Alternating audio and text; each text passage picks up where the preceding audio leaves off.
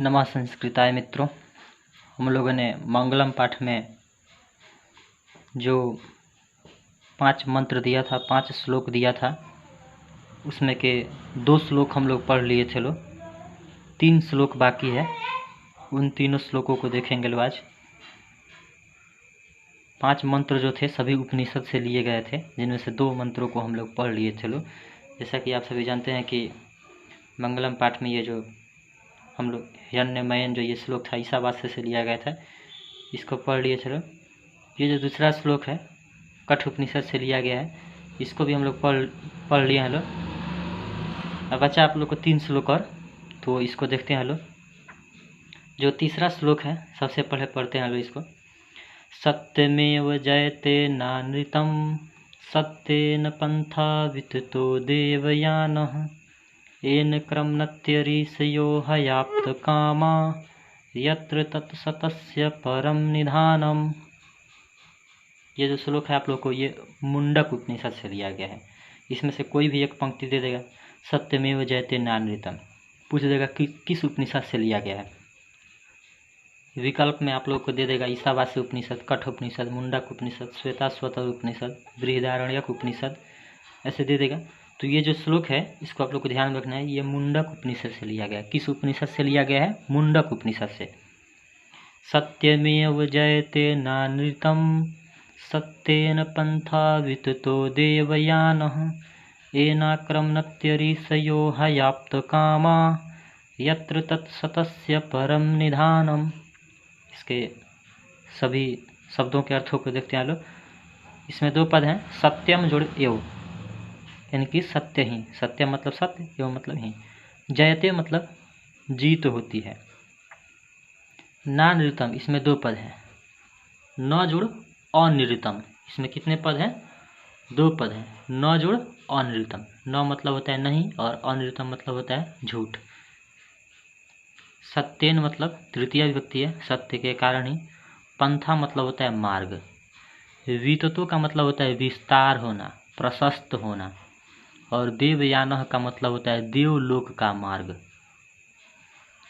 इसका संधि विच्छेद करते हैं, देखिएगा लोग। इसमें 3 पद हैं, एन जोड़ आक्रमंती जोड़ ऋषयो। एन जोड़ आक्रमंती, शुरू में दीर्घ संधि है और उसके बाद से यण संधि है। इसके पद विच्छेद को देखिएगा आप लोग। एन जोड़ आक्रमंती जोड़ ऋषयो।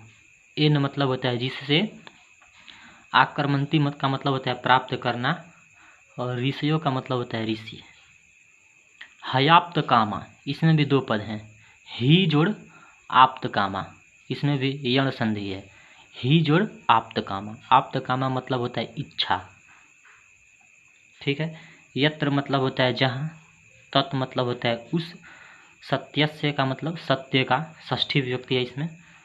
परम का मतलब श्रेष्ठ, और निधानम का मतलब स्थान, यानी कि श्रेष्ठ स्थान। तो शब्दों के तो अर्थों को देखें। अब इसके हम अर्थ को बता रहे हैं। सत्यमेव जयते नानृतम, सत्य की जीत होती है, झूठ की नहीं, असत्य की नहीं। इसका हिंदी क्या होगा? सत्य की जीत होती है, असत्य की नहीं। सत्य के कारण ही देवयान, देवलोक का, सत्य के कारण ही देवलोक का मार्ग, पंथा मतलब मार्ग, और विततो मतलब प्रशस्त होना, विस्तार होना। यानी कि सत्य के कारण ही देवलोक का मार्ग प्रशस्त होता है। सत्य के कारण ही क्या होता है? देवलोक का रास्ता जो है प्रशस्त होता है। यानी कि सत्य के कारण ही देवलोक का मार्ग प्रशस्त होता है, जिससे ऋषिगण हयाप्त कामा का मतलब अपने इच्छाओं की, और आक्रमंती का मतलब पूर्ति करना, जिससे ऋषिगण अपने इच्छाओं की पूर्ति करते हैं। जिससे ऋषिगण अपने इच्छाओं की पूर्ति करते हैं, जहाँ उस सत्य का श्रेष्ठ स्थान है। तो इसके अर्थ को देखते हैं शुरू से। सत्य की जीत होती है, असत्य की नहीं। सत्य के कारण ही देवलोक का मार्ग प्रशस्त होता है, जिससे ऋषिगण अपने इच्छाओं की पूर्ति करते हैं, जहाँ उस सत्य का श्रेष्ठ स्थान है। कहने का अर्थ ये है कि सत्य की ही जीत होती है, असत्य की नहीं। सत्य की जीत में देरी हो सकती है, कठिनाई हो सकती है, लेकिन सत्य की हार कभी नहीं होगी, सत्य की हमेशा जीत ही होती है। और सत्य के कारण ही आप लोग को देवलोक का मार्ग प्रशस्त होता है। सत्य के कारण ही देवलोक का रास्ता प्रशस्त होता है। और जब देवलोक का मार्ग प्रशस्त हो जाता है तो जिसके कारण ऋषिगण अपने इच्छाओं की पूर्ति करते हैं। उनकी इच्छाओं की पूर्ति क्या रहती है? मुक्ति पाना। तो जब सत्य के कारण देवलोक का मार्ग प्रशस्त हो जाता है, जिसके कारण उनकी जो भी इच्छाएं होती है, उस सत्य के कारण उनकी इच्छाएं क्या हो जाती है? पूरी हो जाती है। जहाँ उस सत्य का श्रेष्ठ स्थान है, सत्य का श्रेष्ठ स्थान है, यानी कि जहाँ परम ब्रह्म का निवास है, जहाँ श्रेष्ठ स्थान है। तो सबसे पहले इसके अर्थों को हम लोग देख लेते हैं एक बार फिर से। सत्य की जीत होती है, असत्य की नहीं। सत्य के कारण ही देवलोक का मार्ग विस्तार होता है, प्रशस्त होता है, जिससे ऋषिगण अपने इच्छाओं की पूर्ति करते हैं, जहाँ उस सत्य का श्रेष्ठ स्थान है। ठीक है, तो ये आप लोगों से इसका अर्थ निकल जाएगा। फिर से एक बार बता रहे हैं, ये मुंडक उपनिषद से लिया गया है। सत्य की जीत होती है, झूठ की नहीं, असत्य की नहीं। सत्य के कारण ही देवलोक का मार्ग प्रशस्त होता है, जिससे ऋषिगण अपने इच्छाओं की पूर्ति करते हैं, जहाँ उस सत्य का श्रेष्ठ स्थान है, जहाँ उस सत्य का क्या है? श्रेष्ठ स्थान है। ये आप लोग को मुंडक उपनिषद से लिया गया है। अगला श्लोक देखते हैं लोग। यथा नद्यः स्यन्दमानाः समुद्रे अस्तं गच्छन्ति नाम रूपे विहाय तथा विद्वान् नाम रूपाद् विमुक्तः परात् परं पुरुषमुपैति दिव्यम। ये जो आप लोग श्लोक है, देखिए ये भी लिखा हुआ है मुंडक। ये भी मुंडक उपनिषद से लिया गया है। ये जो श्लोक था ये भी मुंडक उपनिषद से लिया गया था। और ये जो श्लोक है आप लोग को, ये भी किस उपनिषद से लिया गया है? मुंडक उपनिषद से लिया गया है। फिर से एक बार इसको पढ़ते हैं लोग। यथा नद्यः स्यन्दमानाः समुद्रे अस्तं गच्छन्ति नाम रूपे विहाय तथा विद्वान् नाम रूपाद् विमुक्तः परात् परं पुरुषमुपैति दिव्यम। सबसे पहले यथा मतलब जिस प्रकार, नद्यः का मतलब होता है नदियाँ, प्रथमा व्यक्ति बहुवचन में है। स्यन्दमानाः का मतलब होता है प्रवाहित होते हुए, बहते हुए। और समुद्रे का मतलब समुद्र में, सप्तमी व्यक्ति है। गच्छन्ति का मतलब होता है जाना। नाम रूपे का मतलब नाम और रूप को। विहाय का मतलब होता है छोड़कर, लेप प्रत्यय है इसमें। विहाय का मतलब छोड़कर। तथा विद्वान, उसी प्रकार विद्वान। नाम रूपाद मतलब नाम और रूप को। विमुक्तः का मतलब छोड़कर। वि जुड़ मुंच जुड़ कत प्रत्यय से बनता है विमुक्तः। उसी प्रकार विद्वान नाम रूप को छोड़कर। परात् परम, पुरुष, यहाँ पे जो पुरुष शब्द है ये परमेश्वर के लिए प्रयुक्त हुआ है। जो पुरुष शब्द है, महान पुरुष, परात् परम पुरुष, यानी कि महान पुरुष, परमेश्वर के लिए ये प्रयुक्त हुआ है। इसमें दो पद हैं, पुरुषमुपैति, पुरुषम जोड़ उपैति। इसको तोड़ेंगे तो क्या होगा? संधि विच्छेद करेंगे, इसका पद विच्छेद करेंगे तो होगा पुरुषम जोड़ उपैति। पुरुषम ये तो परमेश्वर के लिए हो गया। और उपैति मतलब होता है प्राप्त करना। उपैति मतलब होता है प्राप्त करना। दिव्य मतलब होता है दिव्य। तो इसके अर्थ को देखते हैं लोग। जिस प्रकार नदियाँ प्रवाहित होते हुए समुद्र में विलीन हो जाती है। अस्तम गच्छन्ति नाम रूपे विहाय, नाम और रूप को छोड़ करके, यानी कि जिस प्रकार नदियाँ अपने नाम और रूप को छोड़ करके समुद्र में प्रवाहित होते हुए समुद्र में विलीन हो जाती है। जिस प्रकार नदियाँ नाम और रूप को छोड़ करके प्रवाहित होते हुए समुद्र में गच्छन्ति चली जाती है, विलीन हो जाती है, उसी प्रकार विद्वान पुरुष भी नाम और रूप को छोड़कर दिव्य परम पुरुष परमेश्वर को प्राप्त करते हैं। कहने का अर्थ ये है कि जैसे नदियाँ सागर में मिल करके, समुद्र में मिल करके अपना आकार छोड़ देती है और सागर का आकार ही क्या कर लेती है? समुद्र के आकार का ही धारण कर लेती है। जैसे अनेक नदियाँ बहती है, गंगा यमुना सरस्वती बहते हुए जाती है, वे खाड़ी में जा करके किसी गिर जाती है, तो वहाँ पर गिरने के पश्चात वे अपने नाम और रूप को क्या कर देती है? छोड़ देती है और सागर के ही आकार का वह बन जाती है। तो कहने का अर्थ यही है कि जैसे नदियाँ सागर में मिल करके अपना आकार छोड़कर सागर का आकार धारण कर लेती है, वैसे ही विद्वान पुरुष अपने नाम रूप को छोड़ करके, अपने आकार को छोड़ करके परमेश्वर में मिल जाते हैं, अर्थात परमेश्वर का आकार ही धारण कर लेते हैं और हमेशा हमेशा के लिए इस संसार से क्या हो जाते हैं, मुक्त हो जाते हैं, हमेशा हमेशा के लिए इस संसार से मुक्त हो जाते हैं। तो कहने का अर्थ यही है। सबसे पहले इसके अर्थों को फिर से एक बार देखते हैं लोग।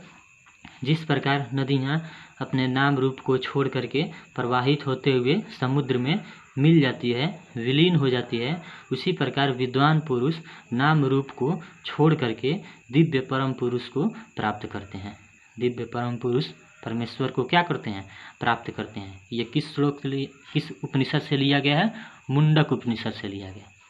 तो इसका अर्थ निकल जाएगा। फिर से एक बार इसका अर्थ बता रहे हैं। जिस प्रकार नदियाँ प्रवाहित होते हुए अपने नाम रूप को छोड़ करके समुद्र में मिल जाती है, विलीन हो जाती है, उसी प्रकार विद्वान पुरुष अपने नाम रूप को छोड़ करके दिव्य परम पुरुष परमेश्वर को प्राप्त करते हैं। परमेश्वर को क्या करते हैं, प्राप्त करते हैं। तो ये जो दोनों श्लोक था ये मुंडको उपनिषद से लिया गया था। 4 श्लोक खत्म हो चुके हैं। जो 5वां श्लोक है और जो अंतिम श्लोक है उसको देखते हैं हम लोग।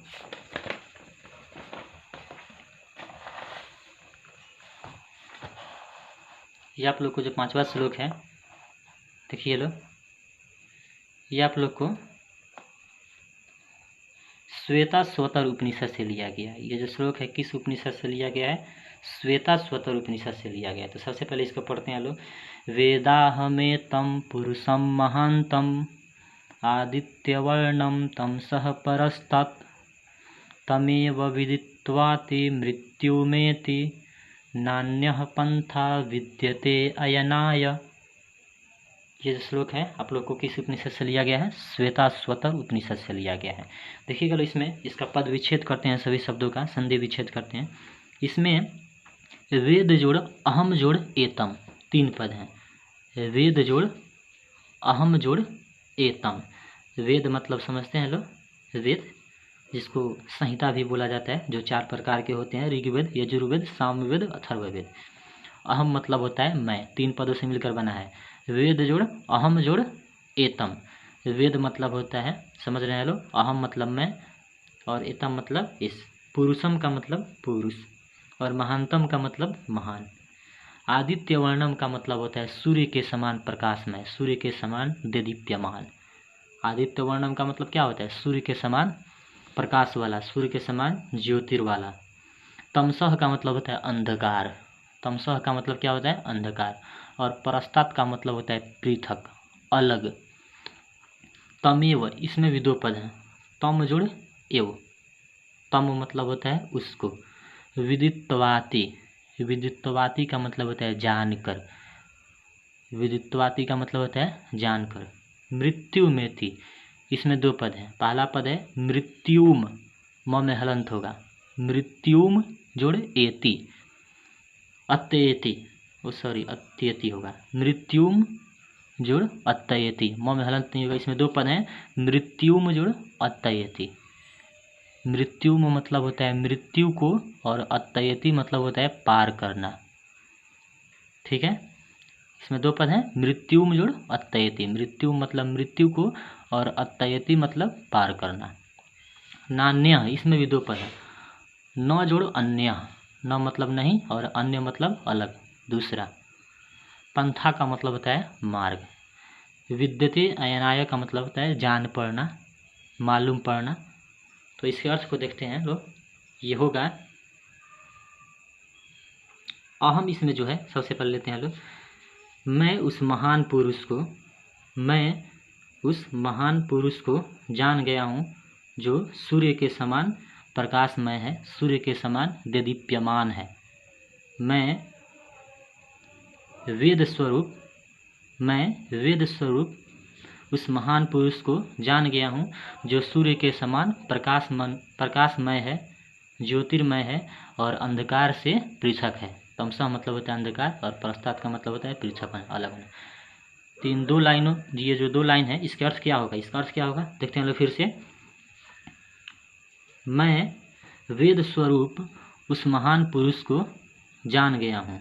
मैं वेद स्वरूप उस महान पुरुष को जान गया हूँ जो सूर्य के समान प्रकाशमय है और अंधकार से पृथक है।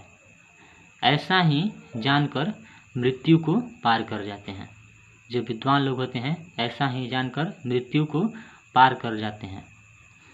मृत्यु को पार करने का इससे अलग रास्ता नहीं है, अलग रास्ता जान नहीं पड़ता है, यानी कि मृत्यु को पार करने का इससे कोई दूसरा रास्ता नहीं है।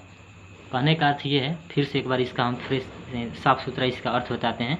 मैं उस वेद स्वरूप महान पुरुष को जान गया हूँ जो सूर्य के समान प्रकाशमय है और अंधकार से पृथक है, अंधकार से अलग है। ऐसा ही जानकर मृत्यु को पार कर जाते हैं। मृत्यु को पार करने का इससे कोई दूसरा रास्ता मालूम नहीं पड़ता है।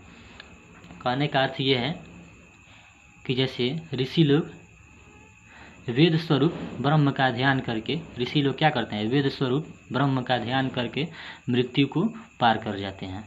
यानी कि वेद जो है यहाँ पे परम ब्रह्म के लिए प्रयुक्त हुआ है, यानी कि जो परम ब्रह्म है वेद स्वरूप हैं, महान पुरुष के रूप में विराजमान है और सूर्य के समान कैसे हैं, प्रकाशमय है। सूर्य के समान वे प्रकाशमय हैं। ऐसा ही जान करके, उनको ही जान करके विद्वान पुरुष मृत्यु को क्या कर जाते हैं, पार कर जाते हैं। मृत्यु को पार करने का अर्थ ये है कि वे हमेशा हमेशा के लिए इस जन्म मरण के फंदे से मुक्त हो जाते हैं। मोह माया रूपी जाल से हमेशा हमेशा के लिए मुक्त हो जाते हैं। उनकी जो आत्मा होती है वह परमात्मा में मिल जाती है, परमात्मा से एकाकार हो जाती है। और मृत्यु को पार करने का यानी कि हमेशा हमेशा के लिए मोह माया रूपी जाल से मुक्त होने का कोई दूसरा मार्ग नहीं है। तो ये तो भावार्थ हो गया इसका। फिर से एक बार अर्थ बता दे रहे हैं, अर्थ आप लोग को मालूम रखना है। मैं वेद स्वरूप उस महान पुरुष को जान गया हूँ। मैं वेद स्वरूप उस महान पुरुष को जान गया हूँ जो सूर्य के समान प्रकाशमय है, सूर्य के समान ज्योतिर्मय है और अंधकार से पृथक है। ऐसा ही जान करके विद्वान लोग मृत्यु को पार कर जाते हैं। ऐसा ही जानकर विद्वान लोग जो होते हैं मृत्यु को पार कर जाते हैं। मृत्यु को पार करने का इससे कोई अलग रास्ता नहीं है। तो ये ख़त्म हुआ पाठ आप लोग को। अगले क्लास में हम लोग पाटलिपुत्र वैभवम, जो आप लोग को इस ट्यूशन भाग 2 में जो दूसरा पाठ है पाटलिपुत्र वैभवम, इसको पढ़ेंगे लोग। तो आप लोगों से हाथ जोड़ करके गुजारिश है कि जो दूसरा पाठ है पाटलिपुत्र वैभवम, सबको इसका शब्दार्थ याद करके आइएगा लोग, क्योंकि अगर शब्दार्थ याद करके आइएगा लोग तो पढ़ाने में भी आसानी होगा और समझने में भी आसानी होगा। तो इस वीडियो को अंत करें, इससे पहले इसके अर्थ को हम फिर एक बार बता दे रहे हैं कि मैं वेद स्वरूप उस महान पुरुष को जान गया हूँ जो सूर्य के समान प्रकाशमय है और अंधकार से पृथक है। ऐसा ही जानकर मृत्यु को पार कर जाते हैं। यानी कि विद्वान लोग ऐसा ही जानकर मृत्यु को पार कर जाते हैं। मृत्यु को पार करने का इससे कोई अलग मार्ग, मृत्यु को पार करने का इससे कोई अलग मार्ग नहीं मालूम पड़ता है। ठीक है, तो इसको आप लोग देखिएगा लो, वीडियो को ध्यान से देखिएगा लो, समझ में जरूर आएगा। कल हम लोग पाटलिपुत्र वैभवम पढ़ेंगे लो।